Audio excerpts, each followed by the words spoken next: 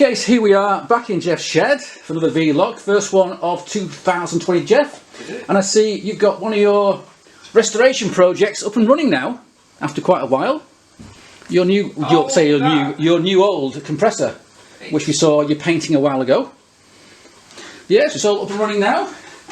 Been painted same colour as my mug, and it's all working well. So you're pretty happy with it, and it's got quite a lot of power, hasn't it? It's got quite a lot of capacity. It's bigger than the other little one that I had there. Yeah. And that'll come in handy when you do some spraying. It's good for, it does have quite a good, I think it's, I'm not sure the exact, it's good enough for what for painting. Yeah. It's got quite a good. Well, right now it's a bit cold outside for painting, a bit damp. At the minute, yeah, needs to get a bit of warm. It's good to see it all finished. And now let's have a look what else you've been up to. The weather. Okay, so there's my Z project, my Z650/1100 project, still ongoing, so that'll be covered by a different video, so we'll miss that one for now. And then over here next to it, we have your Kawasaki Z project, again another 1100, this time in an old unitrack frame, with the back end chopped off, because it's going to have a new back end. And also, if I keep on going, on the side here, there's another engine, another Kawasaki engine, this time... That's a comp bike engine. Okay. Spares bike engine. Okay, yeah, so that is the engine for the spares bike, which is going to be running a supercharger and methanol. So it's been dragged out from wherever it was hiding. It was on the bench here. Yes, for a while. And I thought to get, because we're short of room, I've got to make the most of the room we've got. Yeah, so there it is with your homemade block. I've got the liners ready. I've got to machine the liners yet to go in. Yeah. But then to bore them, to finish them off, to hone them, it needs to go to someone who's got the specialist equipment to do it. But over on your workbench, you see you've been busy. Hang on. I know you're going to complain. Yeah, of course. But it was done with the intentions that it'll help you out. Well, good intentions, you know, the road to hell and all that. What did Dodo do? I don't know. Let me just refocus a sec and we'll get a bit closer to you. Should we tell them? Go on then, what have you done? Nothing, eh? What have you done?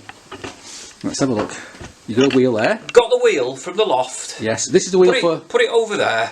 What was I doing when I was carrying it? I had a load of drills and things, and one fell out my hand. And it's chipped. Had to hit the wheel, didn't it? Oh, of course, yeah. And it just... Oh, I see, yeah. Chinked it. I've tried to put a bit of gold paint in it. And you've ruined it, haven't you? It's not so good. It couldn't have happened at a worse time. Well, there you go. It's as if you put it there and it automatically, something says... Bang. Something falls. I know. We've all been there. Yeah. Well, you can rub it down, can't you, and redo it. Well, these actually are... Well, to be honest, where the damage is, you think you can probably hide that. We had a single disc on it, so... Yes. That's got to be clean. Hang on, let me just refocus a sec. Okay, I've got a bit closer so we can see what's going on. And what have you got in your hand, Jeff? You've got a carrier. I've made two. A homemade carrier. Oh, you made two now, have you? Yeah. So have you made both of them today? Homemade. It sounds. Shed made. It's custom made. Custom made. Custom made. Well, actually, what I've just done, I've bolted the two disc blades on there with bolts. I've just found. And what are those discs from? They're off. To be honest, they are off the original comp bike. Oh God. The discs. We had a single disc on here, but it was massive. And yes. I started to look at it, put it on the other day, and I thought, single disc doesn't look right. No. It didn't look right, so... Making two, but this time two smaller ones. That's got the two discs bolted. What I want to do in a minute is set that up on the millie. You just caught me before I actually set it up. So, basically, I'm going to drill them. Okay, you're going to drill your discs. I've had to put 5 holes in there to suit, and then obviously the 6 holes. They actually look like floating discs. Yeah. What I'll do is that I'll clean them all. Put a little bit of silver paint on them. Yeah. It's a comp bike. Yeah. It's. So if we now just leave that there and grab hold of that second one and put it nearby so we can see what it looks like. So you've made that to match that one. There's a bit. Actually, the metal's got a little bit of anodising on it. It wants rubbing off and. But to be honest, if it's just clean. Okay. As long as it's running true, you can go overboard with all this polishing and... Of course, yeah. Well, you polish that, so you may as well polish the bloody sensors as well. Yeah, but if you actually look at that, there's still a few little marks in it. It's not a show bike, but it's still got... You do have to... If it's going in for a show, you're going to be worried. No. But, you know... Anyway. But once the discs are on, you'll be lucky to see where it's chipped. Yeah, it's there, isn't it? Yeah, it's there. It's there. You'd be lucky to see that. Right there. Yeah. Right there. I thought, what a bloody one. Well, it's a metallic gold, Yeah, so metallics are not easy to repair. No. Right, so just to be clear then, Jeff, this wheel is the wheel for the spares bike, which is there. So we are starting to move on that as promised. And you were saying then that originally had a single disc, great big single disc, with a Brembo caliper with a nice mount that you made, and I think I donated the You caliper. give it as a caliper, yeah. Yeah, and you're now saying, because you've got twin discs, you don't have twin calipers. I'll just try and find 2 little calipers that I can graft on, and then that 4-pot thingy there. Oh. It's free. It's yours. Oh, it's mine. Yes. So it's actually a nice one. I thought by doing this, it frees up. It's got caliper for that's good, because it might end up going on. Spin round quick. Spin round quick. Yeah. This thing here, because I won't have that having a front gold line calipers to match the gold line caliper for the rear and the Brembo rear master cylinder and so on. So yeah, that's quite nice. That if I can get one of those, I still did another one, of course, but one's a good start. One's a good start. One's a good start. So thank you for that, Jeff. You've freed up some cash because it means I don't have to buy one. Well, it helps you, and I thought what I could do with this is hopefully, I think they may be the same size as the GPZ discs, which means I might be able to get a pair of them small GPZ caps. Yes. Do you know? Again, what did you I had do? some? I had some. What did I do with them?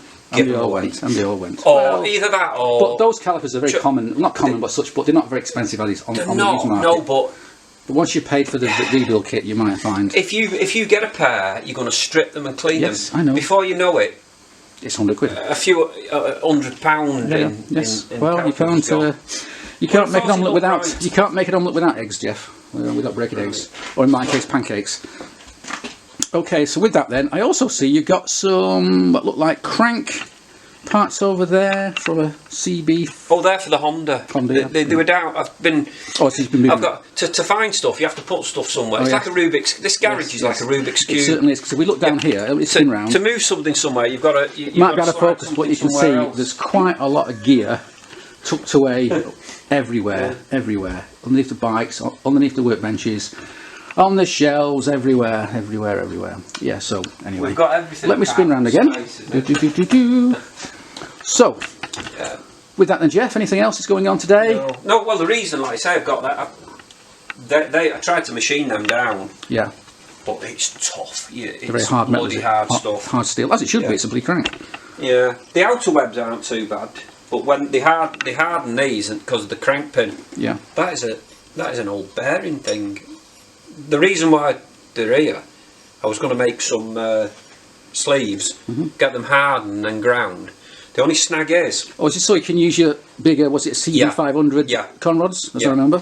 The only snag that I've got, if you make them, you can't do the finishing grinding, because what it needs to be probably a thou or two interference. So when they're done, you press them on. So if you grind that to the finish, it's then going to go bigger. Expand it. So what you need to do is press the buggers on. And then grind it. And then have someone somehow set that up and then grind it in situ, which is going to be expensive. Yeah, it's not easy.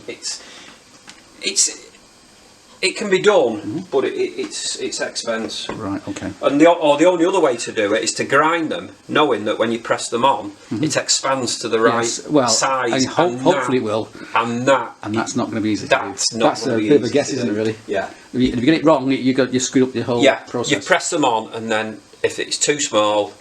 You had it. Okay. Anyway, you should be talking about, or even looking at that Honda today. You should be concentrating on the spares bike, well, that's what as we promised. As we promised in our last video.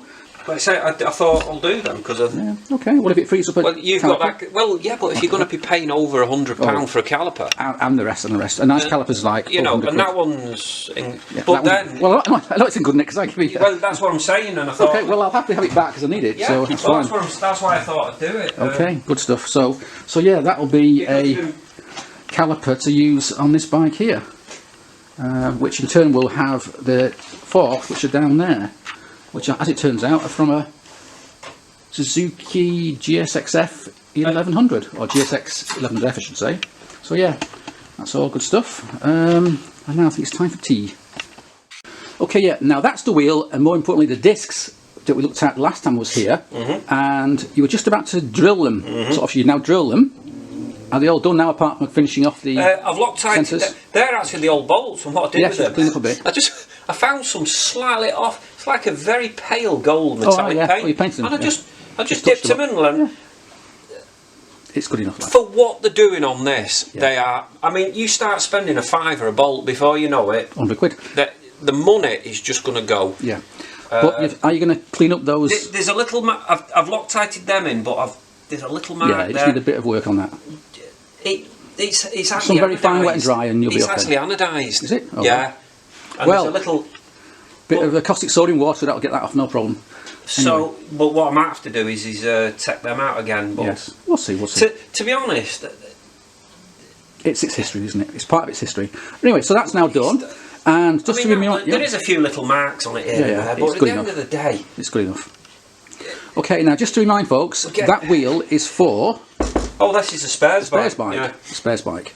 So that's the sort of front end almost sorted out. You're still going to get your discs. Sorry, you're still going to get your a pair of calipers to match, but that's okay. That can wait.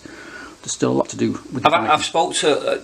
Well, you know what Muggins did again, don't you? You said you had some. I had the GPZ calipers, and what did I do with them? Give them away or sold them. Give them away. Yep. And they probably, but Les said that the discs, I think the GPZ discs are bigger than them. So they're not GPZ because they would be drilled from standard anyway. No, these are Honda. Actually, these are the original discs off the comp bike that was bought off Andy Folberth.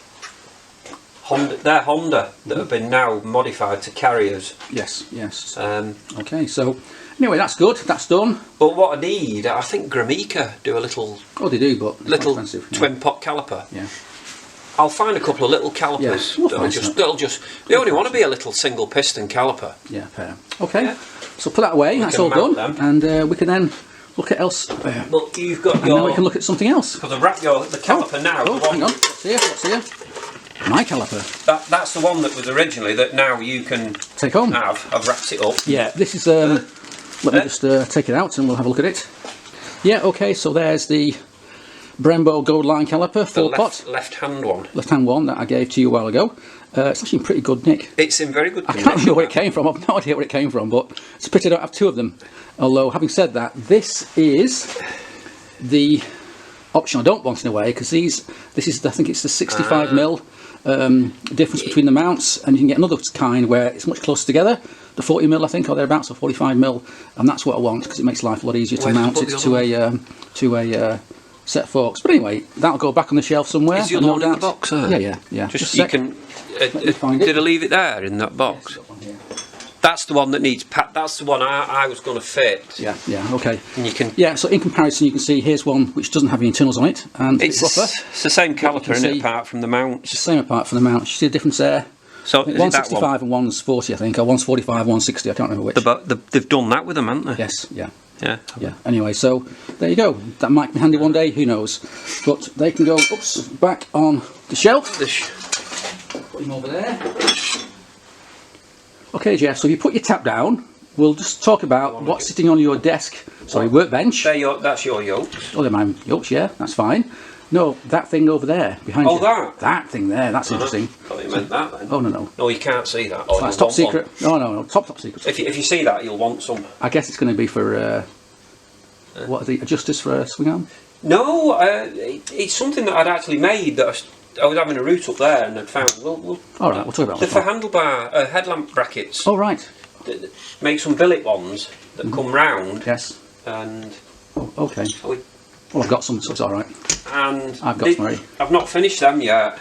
Oh, these are going to be for you. They'll be like a loop with a slot between it, and they'll slide on. Two will slide on, and then there'll be a 6mm gap. That will go between them at 2 points. Yeah. So it'll slide up and down, and then you can clamp it, and you've got your headlamp brackets. Yeah. So you'll have. Okay. But obviously they'll only be. Well, actually, talking about headlamp brackets, I've bought some. Oh, you've got. Well, I bought the wrong size because I couldn't find the right size. And what I've got is 41mm, but the forks are 40mm. So I need a little half-mil shim to make the difference, but that's not an issue. I've done it before. Right. So anyway, back to the story here. And interestingly, we've got here. If I zoom in, zoom.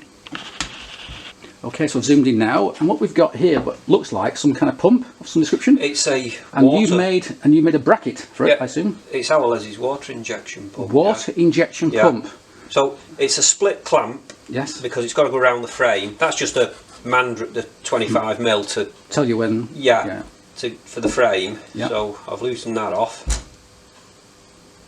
So whereabouts on the bike is that going to go? It's quite a big looking. Do you know the subframe? Yeah, at the back. Where the subframe comes down, it'll clamp round. Okay. So basically, it'll probably be something at that angle. Will it be visible, maybe, or will it be hidden away? Oh no, it'll be on show. On show. Yeah, there's not really many places you can get anything out of. And just to remind people, this is going to be a water pump to inject water.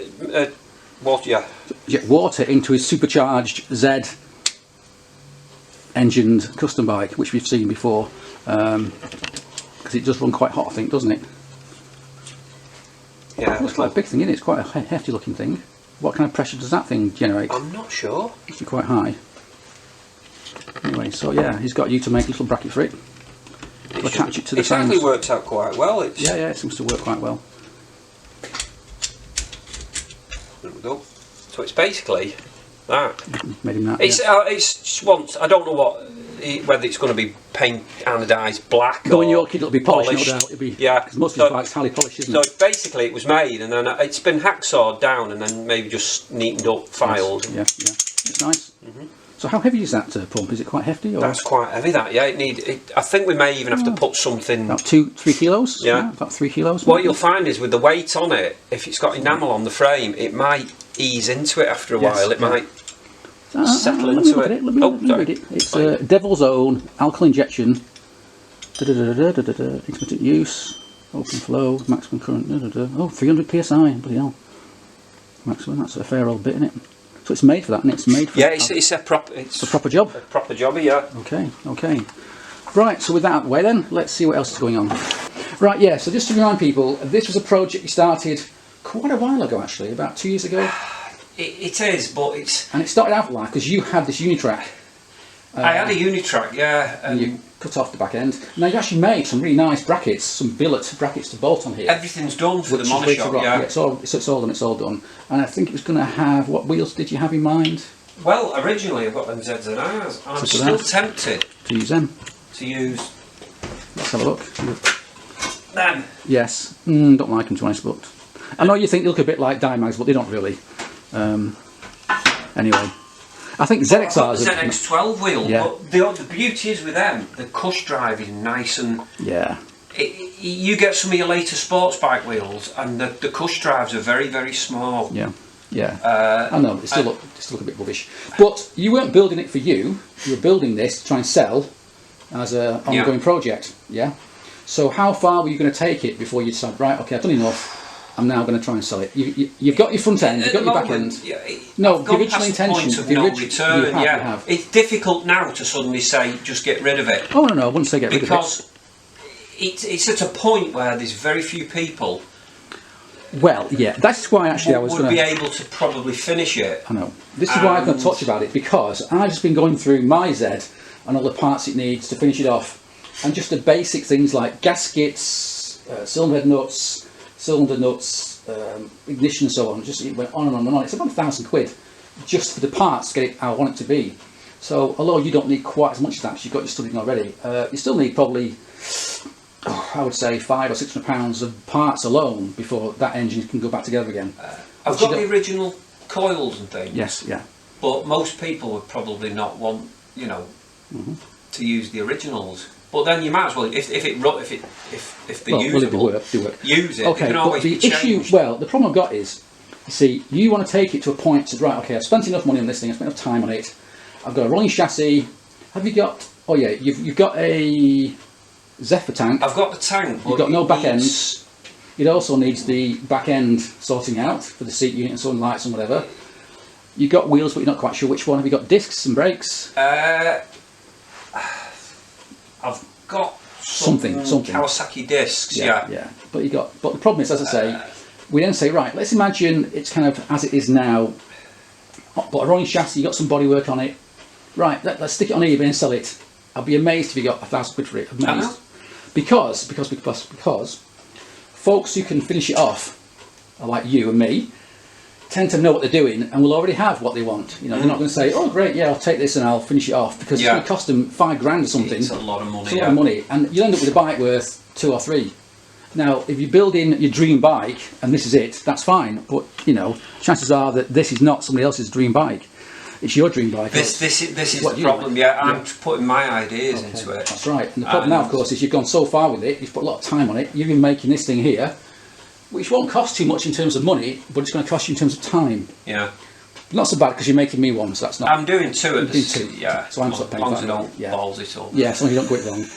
Yeah. So the question is, what's the best way of progressing? You don't want to throw it all away and just split it and say, sod it, I'll sell the frame for 50 quid. If it didn't have the logbook, it's not worth it. If it didn't have the document, the registration document for it, it wouldn't be worth carrying on. No. Well, I would never have done it in the first place. But you've got a logbook. It's only because I've got the logbook. Yes. What year is it? 81, 82? I think it might be about 83. Yeah, 83. So it's an early unitrack project. Yeah. You see, you can get a nice, well, say nice, a rough looking unitrack, probably for $2,000, you know, that's running at least. So it might need rebuilding, but still, that's, you know, unitracks are now becoming quite popular. They're sort of like an early, not early, it's a more recent classic. People are getting into it now. The thing is, if you, the condition of this as it was, to put it back to standard, it would cost you wouldn't be several. You can buy an immaculate unitrack for $4,000. This is what I'm saying. It would cost you more to put it back to. So anyway, I've got an idea for you, right? I've got a suggestion, right? I think if you build it, if you had the money, if I gave you £1,000 for here, Jeff, finish it off, and you finished it off, it's running. It's going to look pretty normal looking. It's not going to get. It'll just be basically looks like it's had a seat alteration. It'll look like it wouldn't look too special. And in fact, I thought it would get it further along. Yes, but it wouldn't finish it. I think you'd need to chuck a lot more. Yes, than that, which you don't have. I have it, but you don't. To finish so it. Therefore, I was thinking actually about this thing. I'm thinking, my old Z here, my new old Z here, I'll be amazed if that doesn't cost me at least $6,000 or maybe even 7 before it's finished. But then again, I'm buying new things for it. The engine will be rebuilt as new. Blah blah blah. Nice paint job on it. Blah blah blah blah. And I suspect that, if it was finished the same way, would cost about that kind of level. You're talking at least $5,000, yes, I reckon. And there aren't many folks out there who are mad enough to think, yeah, I'll give you $5,000 for that. Because I haven't got any. I mean, what I was going to do. Are we still filming? Yeah, go on. What I was going to do is whether it's worth putting a supercharger on it. Yes. Well, you read my mind, because I happen to know over here. We'll be a bit blurry, but over there, look, at least two supercharge cases there.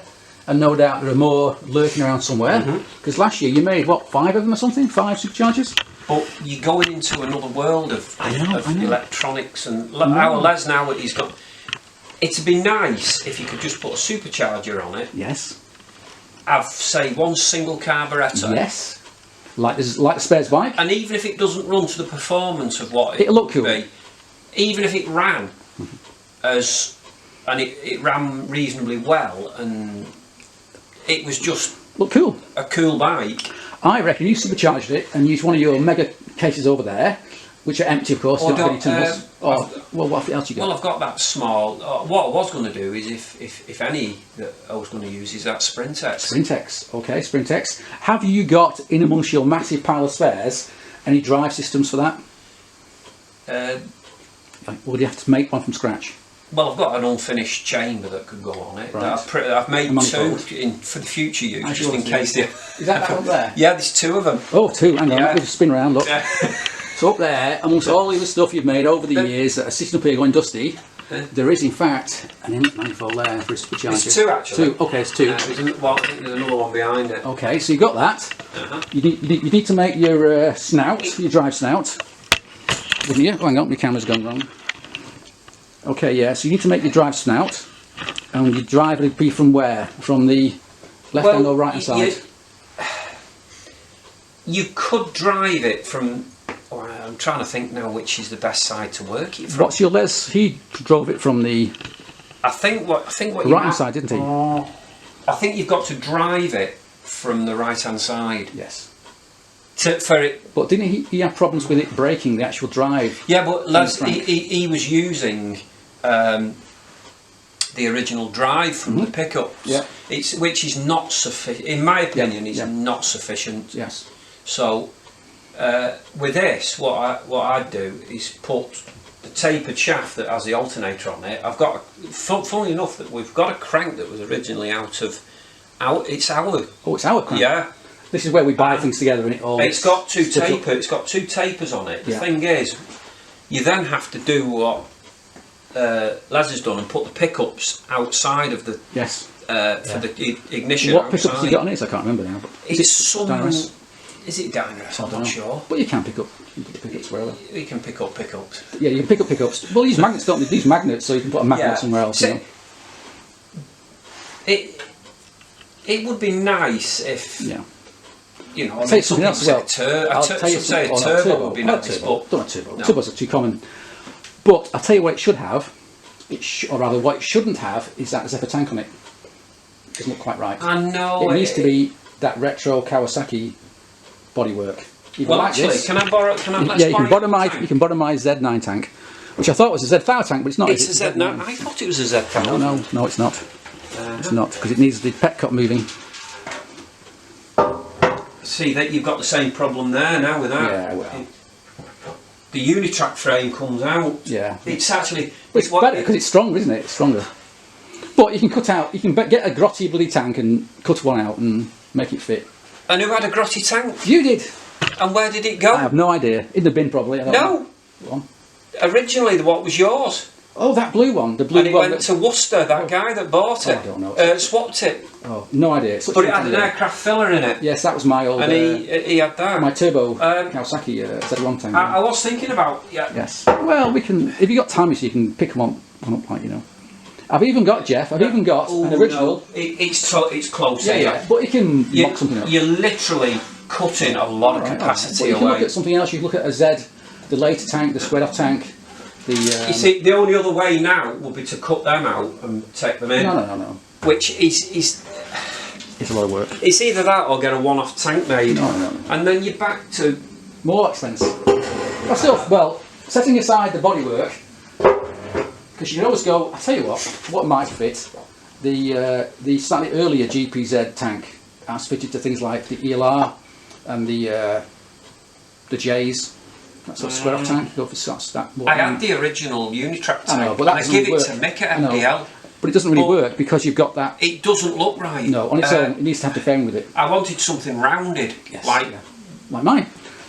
Yeah. So to go back then, I think that perhaps rather than trying to finish this thing and having something that you spent thousands of hours on and thousands of pounds on, that's worth nothing, or at least not worth very much because there's nobody out there who wants to buy it. You can stop and say, hang a minute, we'll carry on, but we'll go a bit higher up the old chain, the old sort of ladder of extremes, and build it with a supercharger. Oh yeah, we still right. Well, you've got a nice. I've got an absolutely brand new, unused, which would go on there. Go on. You've got the manifold. You've got a. I've got a manifold. Have you got the pistons for this? Have you got any pistons for this at all? Well, you've not, have you? Because I've got. I have actually. Oh, what have you got? Well, you've got pistons. Yes, I've got pistons. Well, for this. You might. I mean. What have you got? Because the pistons that were in this. Yes. I've pinched the forge pistons. I've pinched for that, okay. And the liners that I want to bore the block to. Anyway, that's what I got that for. Okay. But little did I know when I got this. Yes. The liners the big bore liners that I've got to machine to put in that. Yes. Off an XV750. I think I've got 4 or 5 of them that want a bit of machining. Are about 20 thou bigger in diameter than that. Oh, okay. So they want a bit more they work. could with a bit of machining. I can put them in. I've got 4 that's very good bores. I think with just a light hone. And what are they off? They're off an XV750. XV750. I've got the pistons. The only snag is the pistons are 20mm gudgeon pin. And I thought what I was going to do is put a 17mm pin in and make 2 bronze spaces effectively pins to go in the pistons, so you push your pins in and bushes, and then you just push them in No circlips. Okay. So you've got the gudgeon pin pivoting in 2 bronze. Okay. They'd be basically like 2 bronze tubes. But what compression would that give you? Well, they're virtually flat top, the pistons. So maybe if with you'll probably find on a standard head, because of the bore size, you could be running, I'm only guessing, 10 to 1. Yeah, behind it really for a compression. Yeah, but then you can always put a plate under. Yeah. By the way, what do it. is this a standard block, or is this one of your weird blocks, your big bore blocks? That was originally a 1500. Right. But if I use them Yamaha pistons, those liners have been taken out. 83, you'll be 14. That's big. That's a big thing. About 1430, I think. 1430 plus it's been supercharged. That's going to be a big old thing, isn't it? So I've got the stuff there to do it. But you've got to do it. You've got time. The only thing is with the pistons, they are slightly taller, so it may involve something like a 2 or a 3 mil plate that you may have to. But then you'd have to check your studs to make sure you've got enough on the studs. They're long enough. Yeah. There's all little things that you need to do. Or you say, well, sorry, I'm not going to go for a big bore. I'll just go for a standard kind of 1100 size, but low compression pistons, forged compression pistons, because it doesn't need to be 1400cc, does it? It doesn't need to be massive. You could just go with a. No, but if you had a big block, I mean, Matt, if you had a big block on it, and it'd be more special. It'd be even, more special. Okay. Anyway, that's my what's the word? Advice. Build something amazing. Don't just build something that's boring and people don't want it. You build something that works, that's supercharged, big block, looks cool, nice finish on it, then it might sell. Or you just keep it and say, sell it to me. And I go, look at this. Like an advert for what you can do. Well, basically, right at this minute, all I want to try and get done is the spares bike. Is the spares As bike. we agreed. Just go and have some I know. fun. So what I would advise you then is finish this off. Right. What I want to do is just get the outrigger plate just done with the brackets. Take it away, put it back in the loft, and then forget about it while this is finished and the spares bike get that is done. finished. Yeah. Well, what I'd like to do is finish off welding the brackets and get it ready. I mean, hopefully, if we can get when I've painted the frame for the spares bike. Yes. If I've got some black twin pack. Oh no! I'll tell you what we'll do. We'll get it palicoted properly. If you're going to do a high-end bike, if I might even buy it, it'll be done. Well, whatever. I mean, we'll do it right. Basically, the idea is, or rather, the concept is, don't build it to look like a standard bike. Don't build it half finished and try and sell it, because you won't get the money back for it. Build it in time, perhaps with my help. Build something amazing that will get lots of attention. Hopefully, get you some work. Say, look at that. Can you do that for me too? And it'll be like an amazing show bike that actually works with a supercharger on it, big SU carb, all one-off bits on it, and Well, basically, when God knows how much it costs to insure it, but that's another matter. Well, like you say, I'm going to get them liners. Yeah. What I need to get that lathe done so I can put my mandrels in and machine them. Yes. Everything's just revolving around time and money. Well, let's do one thing at a time then. Get this thing out of your way.